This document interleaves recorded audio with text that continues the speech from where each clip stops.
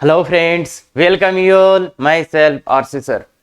यदि आप हिंदी मीडियम के हैं, आईआईटी जेईई की तैयारी कर रहे हैं बच्चे और अच्छे क्वेश्चंस को आज अपन फिल करेंगे अभिलंब के गुणधर्म और उस पर आधारित बहुत ही खतरनाक क्वेश्चंस की कैसे आईआईटी एडवांस वाले ये क्वेश्चंस बनाते हैं, मतलब कहाँ से थॉट प्रोसेस आता है और अगर टफ क्वेश्चन बनता है तो वो कैसे बनता है। क्लियर है? पक्का? चलो तो शुरू करते हैं फिर। हाँ, अभिलंब के गुणधर्म तो पहला है, यदि T1 पर अभिलंब पुनः परवलय को T2 पर मिलता है तो T2 ये अपने को सिद्ध करना है और याद भी करना है। याद तो करना ही करना है, सिद्ध कर लेते हैं इसको। तो देखिए, T1 पर अभिलंब पुनः परवलय को T2 पर मिलता है, मतलब इस परवलय के बिंदु T1 पर आपने यहां पे अभिलंब खींचा, यहां पे ये अभिलंब था, ऐसे यहां अभिलंब था, मतलब ये T1, ठीक है। ये इस परवलय को पुनः मिलता है कहां? T2 पे।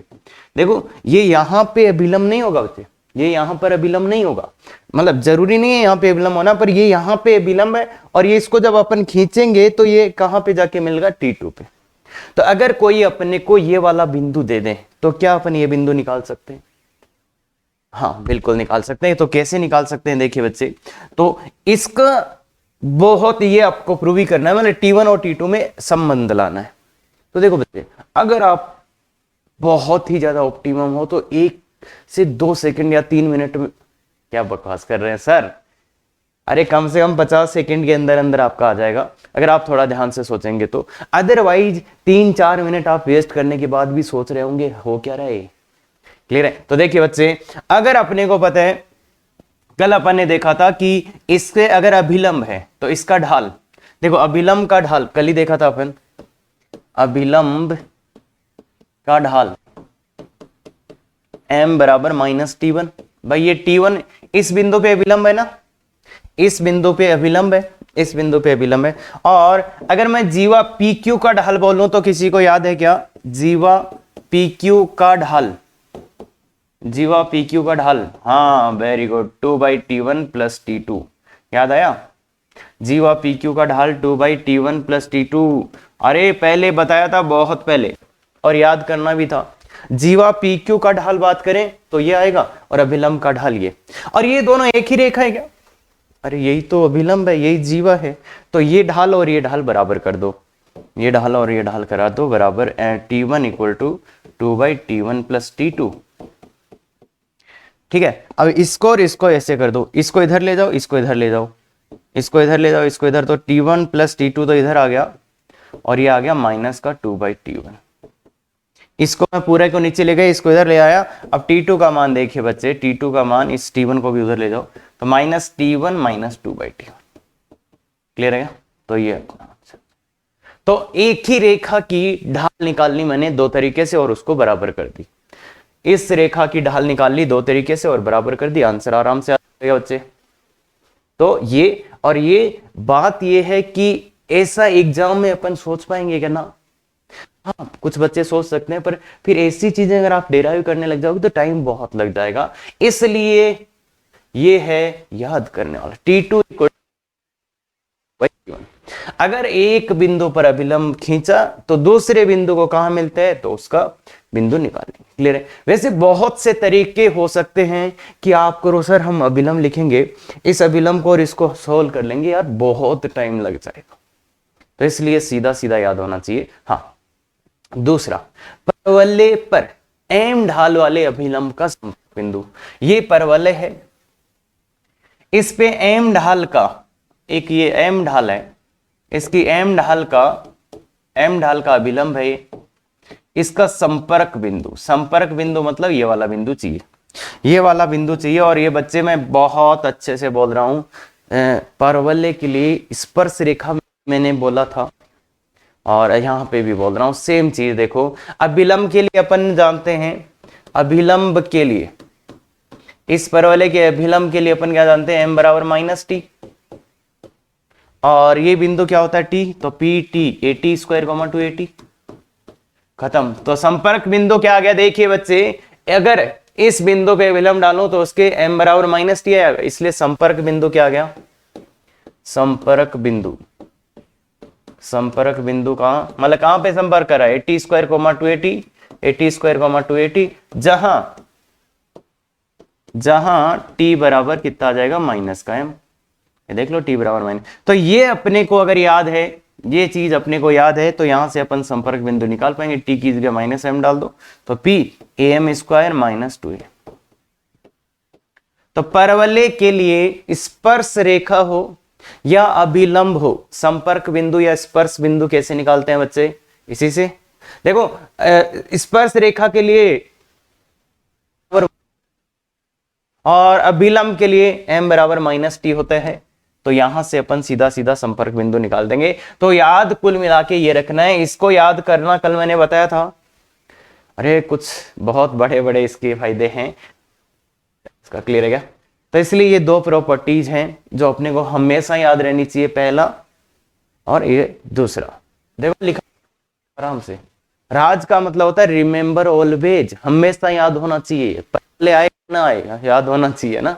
हाँ, तो ये है बच्चे, यदि परवलय के बिंदु पर अभिलंब पुनः है, परवलय को क्यूब पर काटता है, तो मतलब इस परवलय के बिंदु पर अपन ने अभिलंब खींचा पी पे, P1,2 पे, और ये इसको क्यूब पे काटता है। तो क्यूब पे काटता है तो कैसे लाए, क्यू के बिंदु पर चाहिए तो क्यू वाला तो T2 मानते हैं अपन, T2, और इसका T1 मान लेते हैं, मतलब इसको T1 बोल देते हैं भाई। T1 बोलेंगे तो ये क्या हो जाएगा, P स्क्वायर 280। परवलय के बिंदु भाई यहाँ पे देखो, हाँ वैसे ये क्वेश्चन है तो ये बहुत ही अच्छा क्वेश्चन बन गया। अब निकालो तुम यहां से, एकदम ऐसे मान लो ये क्वेश्चन कुछ भी गलत नहीं, एकदम सही क्वेश्चन है, और ये गलती से हुआ है पर ये बहुत ही अच्छा क्वेश्चन बन गया, बहुत अच्छा क्वेश्चन बन गया है ये है। तो तुम बोलोगे 80 स्क्वायर 280, 80 स्क्वायर 281, 81 स्क्वायर 281, ठीक है क्या। तो ये आ गया 1,2। तो अपने को T2 निकालना है, तो T2 निकालने के लिए अपन जानते हैं सीधा सीधा कि T2 निकालने के लिए माइनस T1 माइनस 2/T1। तो बस अपने को निकालने की बारी है, तो T1 यहां से T1 लाना है, तो अब T1 कैसे लाएं, तो उसके लिए तो बच्चे A T1 square equal to 1 और A2AT2 equal to 2AT1 equal to 2। तो ये दो इक्वेशन है, दो इक्वेशन है बच्चे। यहां से अपने को T1 का वैल्यू चाहिए, क्या चाहिए, T1 का मान चाहिए। अगर देखो A पता होता तो सीधा ही निकल जाता, पर अगर अभी देखें अपन, अपने को इन दो समीकरणें आई हैं, इनसे T1 का मान चाहिए, तो क्या करें बच्चे, क्या करें बच्चे, इसमें इसका डिवाइड कर दो, इसमें इसका भाग दे दो, तो ये क्या आएगा, T1/2 इक्वल टू 1/2। देखो देखे देखो देखे, इसमें इसका भाग दे दिया, इसमें इसका भाग दे दिया बच्चे। मैंने T1 का मान निकालने के लिए क्या करा, इसमें इसका भाग दे दिया भाई, ऐसे T1 square by 2 equal to 1/2। तो एक से एक कट जाएगा, T1 से T1 कट जाएगा, तो T1/2 इक्वल टू 1/2। तो T1 का मान कितना आ गया, 1 आ गया। एक तरीका तो ये हो सकता था कि T1 का मान आप ऐसे ले आए, दूसरा तरीका ये हो सकता था कि आप पहले 1 का मान निकाल लो। भाई समझ में आ गया। दूसरा तरीका, ये बिंदु इसके ऊपर है, ये वाला बिंदु इस परवलय के बिंदु, मतलब इस परवलय का ये बिंदु है, मतलब ये इसके ऊपर ही है, तो मतलब इसको संतुष्ट करेगा, तो संतुष्ट करवा दो। कितना, 4 बराबर 4a इंटू एक्स का वैल्यू 1। तो a का वैल्यू कितना आ गया, 1। a का वैल्यू कितना आ गया, 1। a का वैल्यू कितना आ गया बच्चे, 1 आ गया। तो a का वैल्यू 1 आ गया, तो ये वैल्यू 1 यहां डाल के फिर भी ला सकते थे, मतलब अपन a का वैल्यू भी यहां पे निकाल सकते, तो a का निकालना भी पड़ेगा। अब इधर से निकालो, T1 का वैल्यू यहां डाल के निकालो, तो मतलब पहले a और T1 की वैल्यू आपको निकालने पड़ेंगे, फिर T2 क्या आएगा, T2 आएगा, देखो T1 का वैल्यू पुट कर दो, -1 माइनस 2/1, तो T2 का वैल्यू आ गया -3। तो अब बिंदु P क्या आ जाएगा, Q है AT2 स्क्वायर 2AT2। तो वैल्यू पुट कर दो बच्चे, a का वैल्यू 1 इंटू T2 का वैल्यू -3, तो ये 9,2, a का वैल्यू 1 इंटू T2 का वैल्यू -3, तो क्या आ गया बच्चे, Q का वैल्यू आ गया 9,-6। तो देखो बच्चे, हाँ ये माना है, यहाँ पे लिखा गलती से गया था पर अच्छा क्वेश्चन हो गया, लिखना y square equal to 4x ही था, पर गलती से कई बार अच्छे क्वेश्चंस बन जाते हैं ना, तो ध्यान दे। अच्छा क्वेश्चन हो गया। अरे समझ तो गए, T1 पहले निकाला फिर T2, तो समझ ही आ रहा होगा, एक यहाँ पे विलंब दूसरे बिंदु पे मिलता है तो इसका T1 निकाल लो तो T2 आ जाएगा। क्या बात क्लियर है बच्चे? पक्का? बिल्कुल। चलिए, परवलय के बिंदु T पर अभिलंब जीवा की लंबाई, परवलय के बिंदु T पर अभिलंब जीवा की लंबाई। तो देखिए बच्चे, अगर इस परवलय के बिंदु T पर मैं अभिलंब जीवा लिखता हूं, मतलब यहां पे अभिलंब जीवा क्या होती है? इस बिंदु पे अभिलंब लिखा, वो इसको दूसरे बिंदु पे काट रहा है, तो ये जो PQ होता है इसको नाम बच्चे क्या है?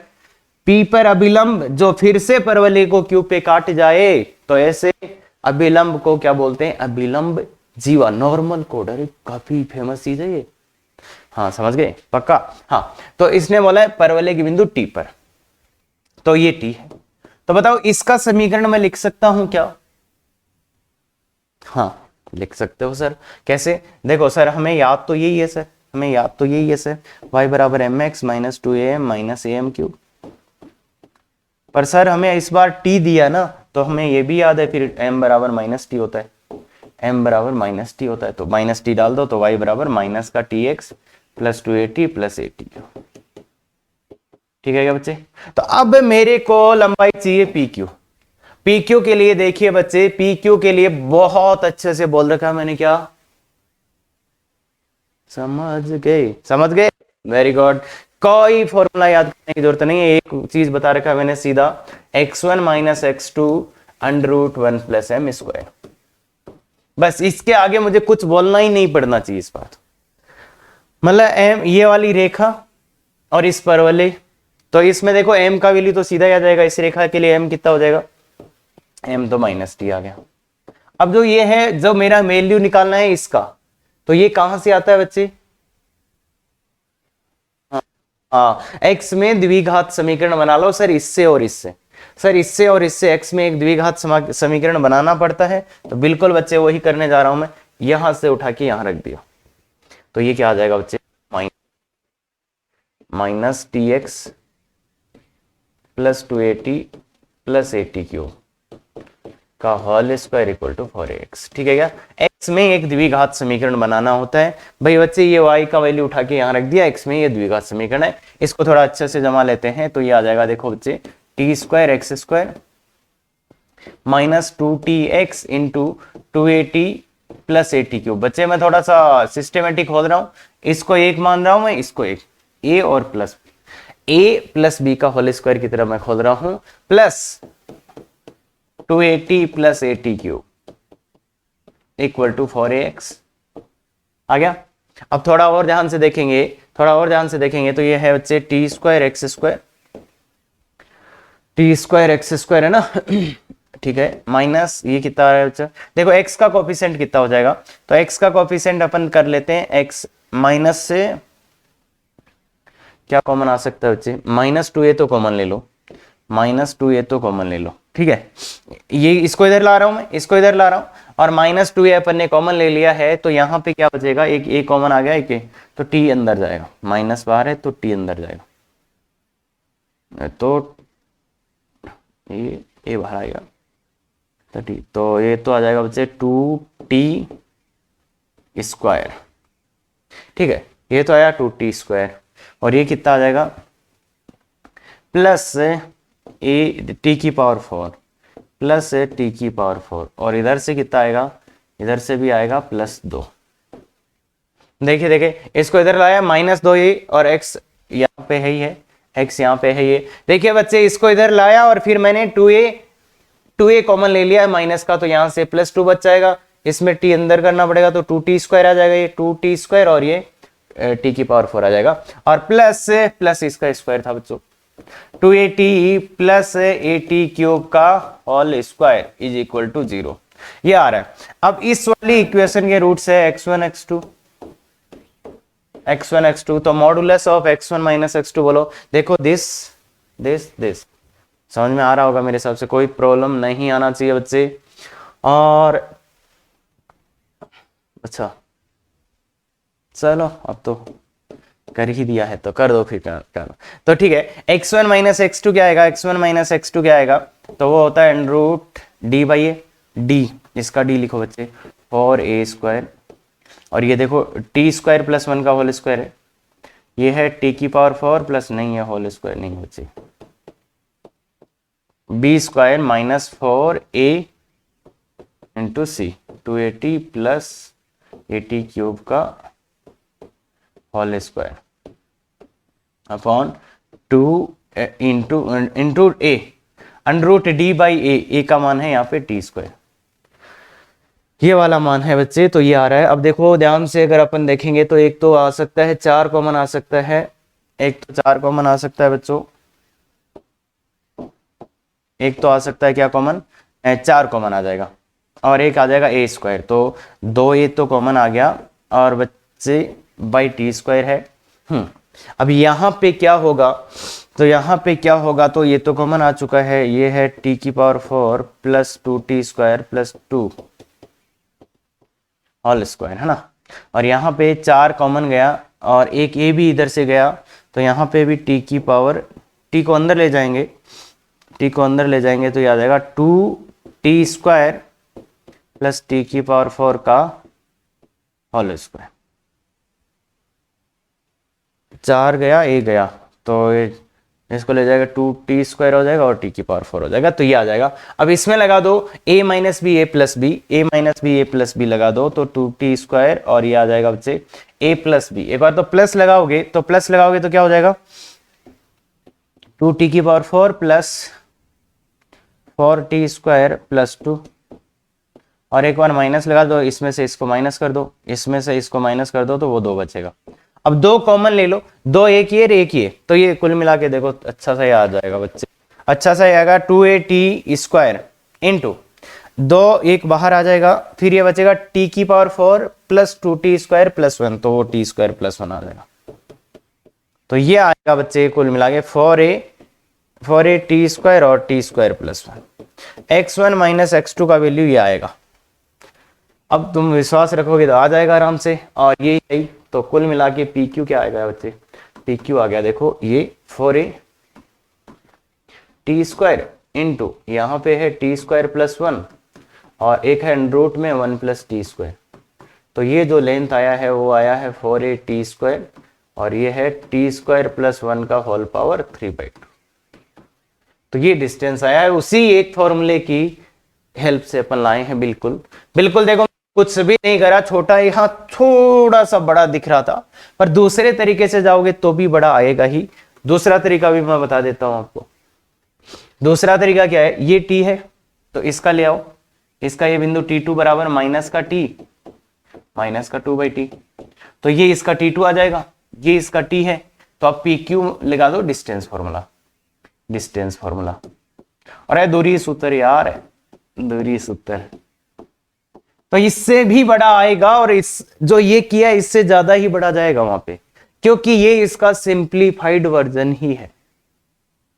हाँ तो अब अरे बावड़ा, इसको देख के मत डर जाना, कुछ नहीं है, ये अपने आप ही सोल्व हो गया, a² माइनस b² लगाया है, a plus b a minus b, अपने आप ही सोल्व हो गया, तो ध्यान से देख लो कोई दिक्कत नहीं है।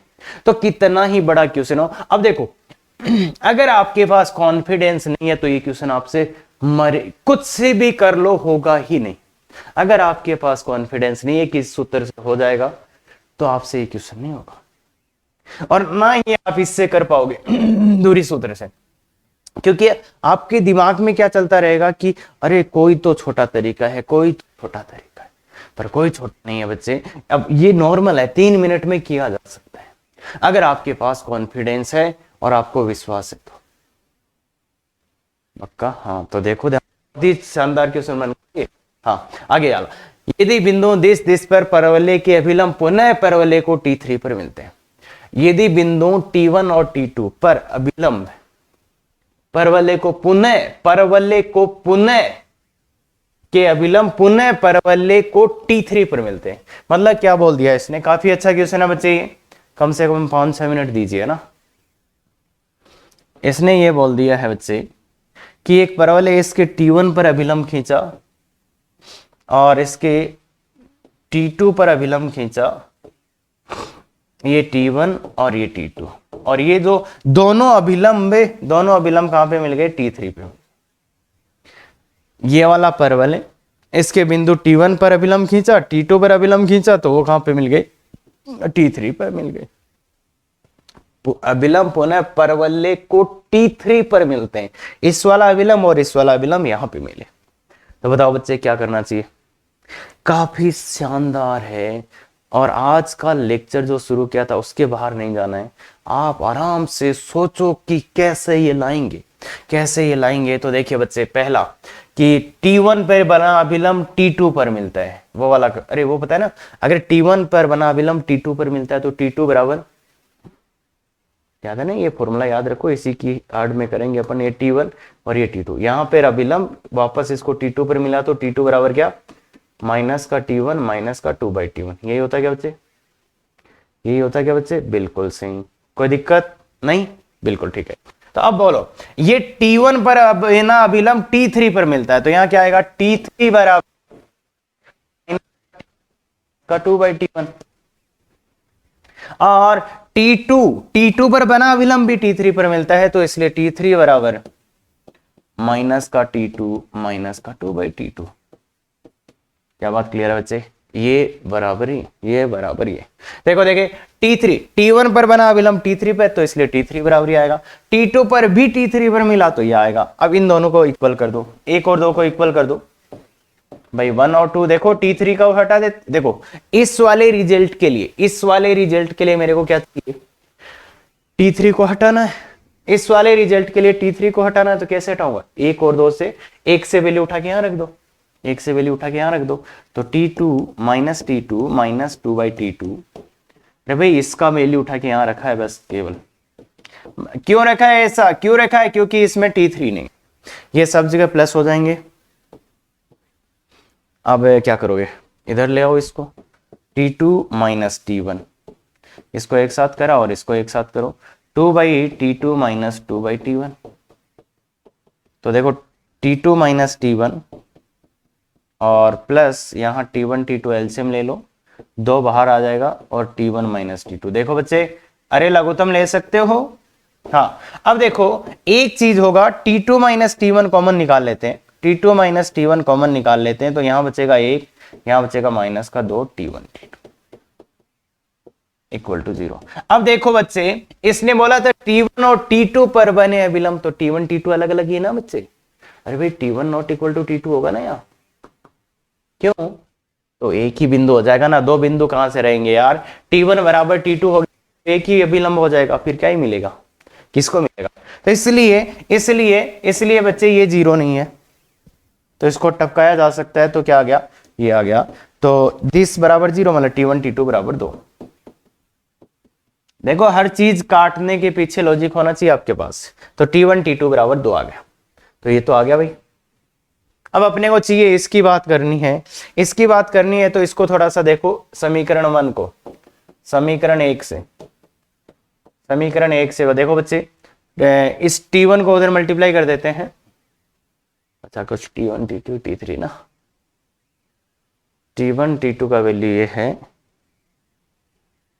T1 T2 का वैल्यू ये है, ठीक है भाई। ठीक है। थोड़ा अच्छा देखो बच्चे, खुद से लाओ, देखें, खुद से लाओ। मुझे तो दिख गया, तुम भी देखो, देखे। और ऐसी चीजें आपकी जेईई एडवांस की एग्जाम में आएंगी बच्चे, कि इससे अब ये कैसे लाए। तो देखिए बच्चे, यहां से इसका वैल्यू पुट कर देता हूं मैं, किसका? 1/T1 का। यहां से एक वैल्यू निकालता हूं मैं, T1 की जगह डाल देता हूं, या तो देखो 2/T1 का वैल्यू निकाल लो। यहां से 2/T1 का वैल्यू कितना हो जाएगा? 2/T1 बराबर T2। देखो ध्यान से देखो, 2/T1 इसको उधर ले गया तो T2, तो यहां पे वैल्यू डाल दो, तो T3 इक्वल टू माइनस का T1, और ये वैल्यू देखो 2/T1, तो ये माइनस का T2। इसको सबको इधर लाओ, T1 plus T2 plus T3। तो ये बहुत ही गजब का चीज था बच्चे, हेंस प्रूव्ड है। तो ऐसी चीजें फंसती हैं, और यही IIT जेईई एडवांस का पूरा गेम है। कि कुछ ऐसा आ जाएगा, ये अपने को समझ में आ गया, ये नहीं आ रहा, तो अब वो ऑन टाइम रियल टाइम में आपको देखना होगा, और ये तभी हो सकता है जब आप अच्छे से क्लास में ध्यान देते हो, बाकी क्वेश्चन करने से नहीं आएगा। ये जो छोटी सी यहां फंस रहे थे, तो इस चीज में आप थोड़ा सा दिमाग लगाओ कि हाँ यार ये तो आना ही चाहिए। तो T1 T2 2 है, T1 plus T2 plus T3 0 है। तो काफी इंटरेस्टिंग सवाल है, और इससे इंटरेस्टिंग अगर ये दोनों पार्ट में नहीं कराता और फिर आपको मैं क्वेश्चन दे देता, ये गजब का क्वेश्चन, ये बहुत ही गजब का क्वेश्चन है, उसी का तीसरा पार्ट है। पर अगर मैं तुम्हें पहला और दूसरा पार्ट नहीं कराता, ये वाला पार्ट नहीं कराता और फिर ये क्वेश्चन दे देता, तो बहुत भयानक क्वेश्चन हो जाता। तो जीवा पी क्यू के बिंदु का बिंदु, पी क्यू कौन सा है देना पड़ेगा ना यार, इसको पी लिखो भाई, और ये क्यू है, ये पी क्यू है ना। तो मतलब वो जो T1 था उसको P बोल रहे हैं ये लोग, और जो T2 था उसको Q बोल रहे हैं, ये T2 है ना। तो इसके मध्य बिंदु का बिंदुपथ ज्ञात करना, इस T1 और T2 के मध्य बिंदु का बिंदुपथ ज्ञात करना है, इस जीवा PQ के मध्य बिंदु का। तो मध्य बिंदु क्या आ जाएगा, ये है तो यही ना, AT1 square 2AT1, AT2 square 2AT2। तो बोलो AT1 square plus AT2 square by 2 comma 2AT1 plus 2AT2 by 2, ये मध्य बिंदु आ गया। इसका बिंदुपथ चाहिए तो इसको क्या मान लूंगा, इसका बिंदुपथ चाहिए तो इसको क्या मान लूंगा, h के। तो बोलो बच्चे h का वैल्यू क्या है, तो 2h बराबर a T1 square plus T2 square. Clear है क्या बच्चे, देखो, अरे जिस बिंदु का बिंदुपथ चाहिए उसको h के मानते हैं। हाँ, k का वैल्यू बोलो, तो ये 2 से 2 कट जाएगा, तो k का वैल्यू क्या आएगा, k का वैल्यू आएगा a T1 plus T2, k का वैल्यू आएगा a T1 प्लस T2। अब बोलो यहां से T1 T2 को हटाना है, यहां से T1 T2 को हटाना है, तो हटाओ बच्चे। ऐसा सिचुएशन पहले भी आ चुका है, यहां से T1 T2 को हटाना है, तो मैं 2h को बहुत अच्छे से लिखूंगा, ये T1 प्लस T2 का होल स्क्वायर है, इसलिए T1 प्लस T2 का whole square minus 2 T1 T2 minus 2 T1 T2। तो देखो बच्चे, इसका वैल्यू आपको मिल जाएगा, इसका वैल्यू आपको मिल जाएगा कहां, ये रहा, k बाई ए का होल स्क्वायर माइनस 2। अब बात यहीं आके फंसेगी, बात यहीं पे आके फंसेगी कि इसको कैसे हटाया जाए, इसको कैसे हटाया जाए। अरे एम क्लियर है ना, अरे वो तो क्लियर है ना, T1 T2 को हटाना है तो ऐसे हट सकता है, पर हट नहीं रहा है, हट नहीं कर रहा है। इसलिए देखो ध्यान से, T1 T2 का वैल्यू 2 आया था, तो अगर मैं ये पार्ट आपको नहीं कराता और फिर ये क्वेश्चन दे देता, तो सोचने पे नहीं, बहुत गजब की चीज थी बच्चे ये। तो इसलिए T1 T2 का वैल्यू 2 पीछे वाले क्वेश्चन से, पिछले वाले पार्ट से। अदरवाइज जब आपको अगर केवल ये क्वेश्चन दिया होता तो फिर आप भागते भागते किसके पास आते, भागते भागते इसके पास आते कि यहाँ पे फिर ड्रॉ करते, अच्छा वो कर रहे हैं, तो यहां से फिर आपके पास आता वो कि T1 T2 का वैल्यू अच्छा 2 आ रहा है। तो इसलिए वो तो मैंने पार्ट में करा दिया था, तो समझ ही गए होंगे क्या हो रहा है बच्चे। तो इसलिए 2h equal to a k square by a square minus 4, तो a स्क्वायर से, तो 2a square h a square से गुणा कर दो तो क्या आ जाएगा, ये आ जाएगा a k square minus 4a cube, 4a cube आ गया। क्या बात करें, a स्क्वायर से गुणा करा a स्क्वायर, तो यहां से ये कटा, ये a क्यूब आ गया। हाँ तो ठीक है, 2a square x equal to a y square minus 4a cube, ये आपका आंसर। और गजब क्वेश्चन, समझ गए पक्का, 100%, वेरी गुड, बहुत ही शानदार क्वेश्चन है, इसको बच्चे याद रखो तो भी अच्छा होगा। हाँ, यदि परवलय के बिंदु दिस तथा दिस पर अभिलंब परवलय को बिंदु R पर मिलते हैं तो Q और R ज्ञात करें। बच्चे इस पे जी जान लगा दो, जी जान लगा दो। अगर इस क्वेश्चन पे जी जान लगा दोगे तो आपको समझ में आ जाएगा कि क्या बकवास कर रहे थे सर, यही बोल रहा है क्या। P और Q पर बने अभिलंब R पर मिलते हैं तो R का बिंदु, तो इसको T3 बोल देते हैं, इसको T2 बोल देते हैं और इसको T1। अब बच्चे जल्दी से अपने को आंसर चाहिए, बहुत जल्दी आंसर चाहिए। देखो देखिए कैसे नहीं। हाँ बच्चे, हाँ तो देखिए थोड़ा और ध्यान से देखो, थोड़ा और ध्यान से देखो, और ध्यान से देखो थोड़ा, तो समझ में आएगा कि कैसे हो सकता है। देखो यार क्वेश्चन को, हाँ तो इसलिए देखो अगर आपको समझ में आया तो ये पिछला ही क्वेश्चन है।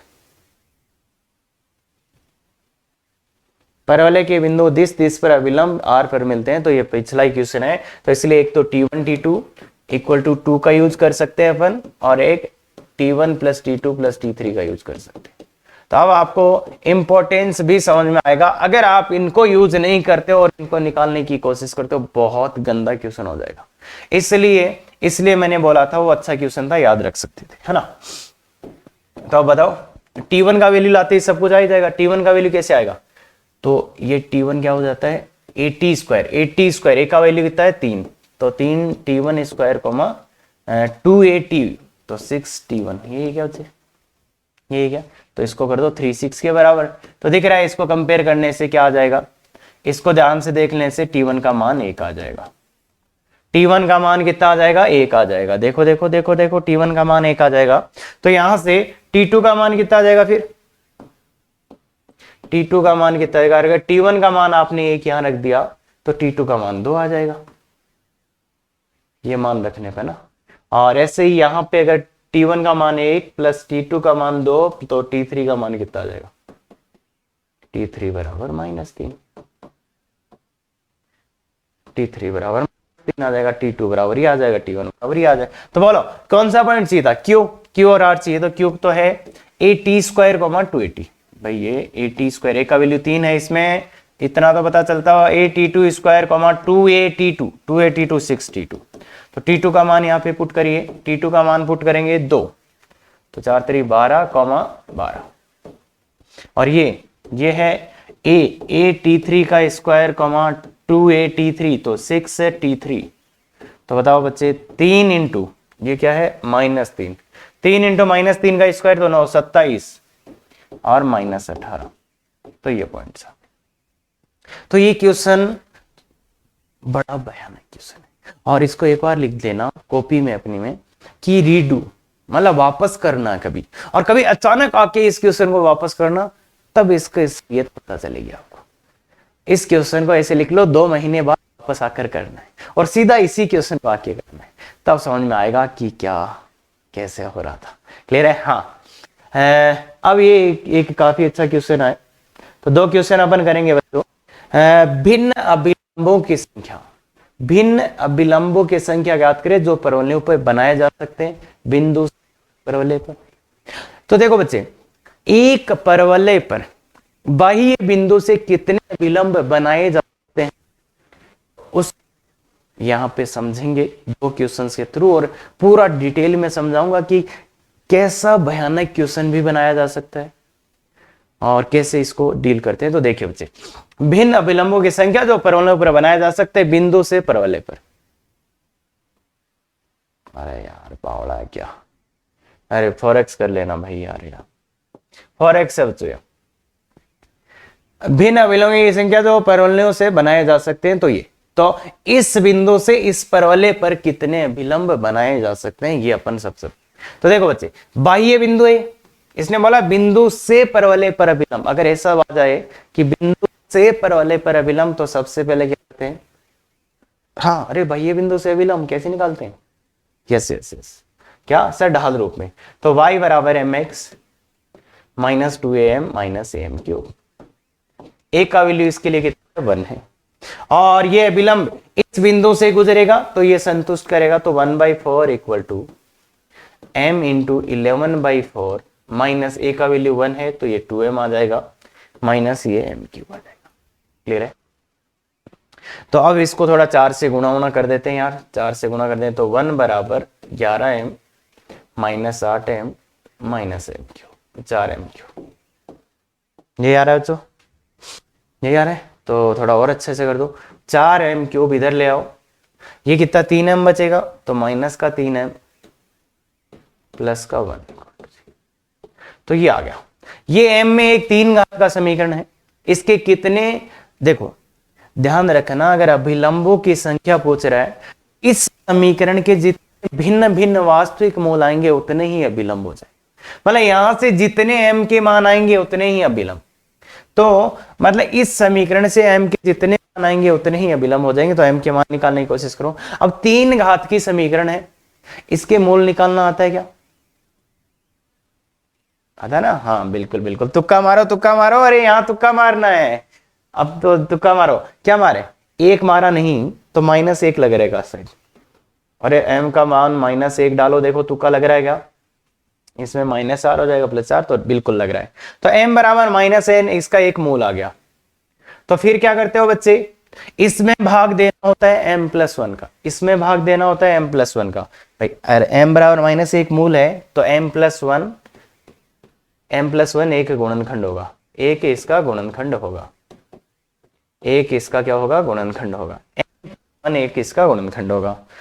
इसमें भाग देना है m+1 का, तो इसमें m+1 का भाग देना है। तो देखिए बच्चे, इतना जल्दी भी दिया जा सकता है भाग।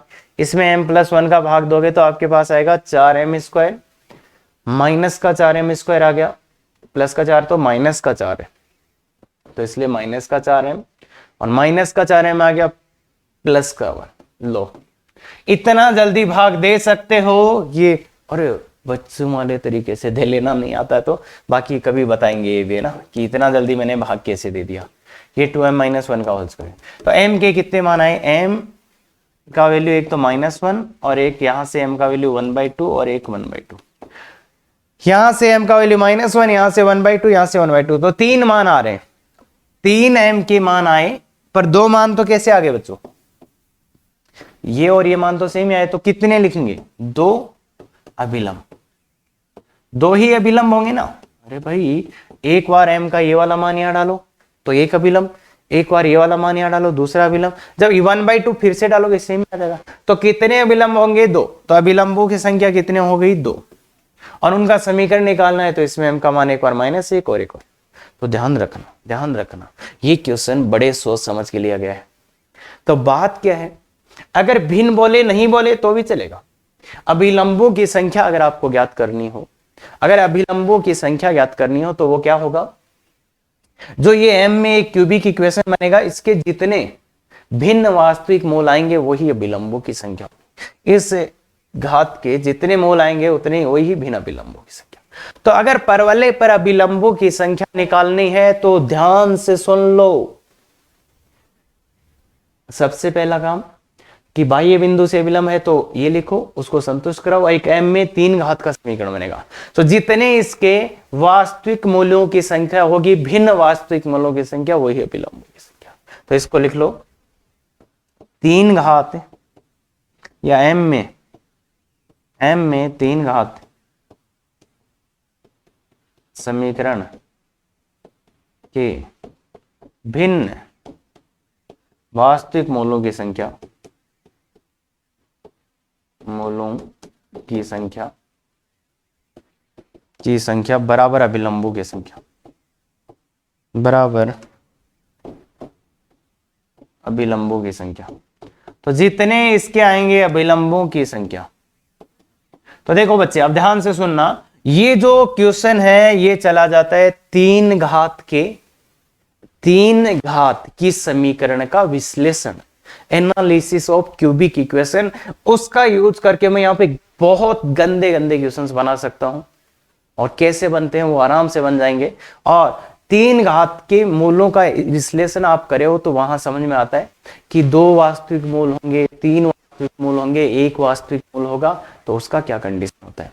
और एक बात वहां से अपन ये भी बोल सकते हैं कि जो 3 घात का समीकरण है उसका कम से कम 1 मूल वास्तविक होता है। इसलिए अगर बाह्य बिंदु से अभिलंब लिखो जाओगे तो एक अभिलंब तो हमेशा ही आएगा, एक अभिलंब तो हमेशा ही आएगा परवलय पर। तो ये बात याद रखना। अब एक जो है 3 घात के मूलों का जब एनालिसिस किया जाता है तो वहां से एक रिजल्ट आ जाता है इस परवलय के लिए भी। नोट, बिंदु से परवलय पर 3 भिन्न वास्तविक अभिलंब बनाए जा सकते हैं यदि ये कंडीशन है।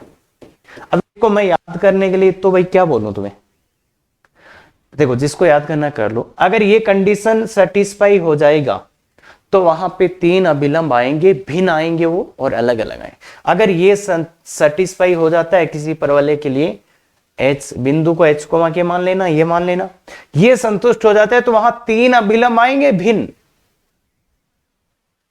ठीक है क्या?